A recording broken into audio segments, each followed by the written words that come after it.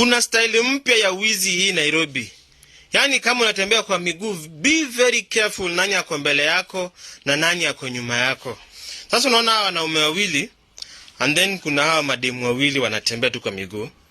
I'm sure wametoka shughuli zao, kila mtu ako shughuli zao. But sasa hawa wanaume ni wanajifanya ati wanapiga story. So they are killing the pace. Yaani ile mwendo wenye walikuwa wanatembea nao wanaanza kufupisha, ndio hawa mademu wakuja wafanye nini?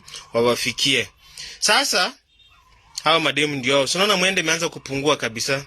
Mimi nikasema acha ni warekodi tu kwa sababu watu yafaa mkuwe very careful kabisa cause kuna ukora, kuna majambazi wanatembea huko. Unaona mwendo inazidi tu kupungua. Ngoja uone mwendo inazidi tu kupungua.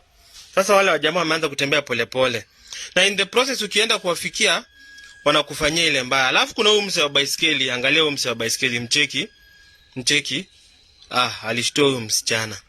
I think wakaanza kugombana hapo. Kwenda huko, pitia huko kwa barabara, nini? Na nyinyi mtembee vizuri mkiangalia nyuma. But target yetu ni hao wanaume wawili, angalia tu hao wanaume. Hao ndio sasa wenyewe vimoda. Hao wanakufanyia mbaya na by the time unaamuka, walishaenda, simu ishaenda. Alafu unacheki hapo hivyo, kuna watu hapo wengi. Ngoja tu uone hapo. Mademu walifanywa mbaya manze. Kai. Yaani tusichana tu tudogo, si ati ni wasichana wakubwa.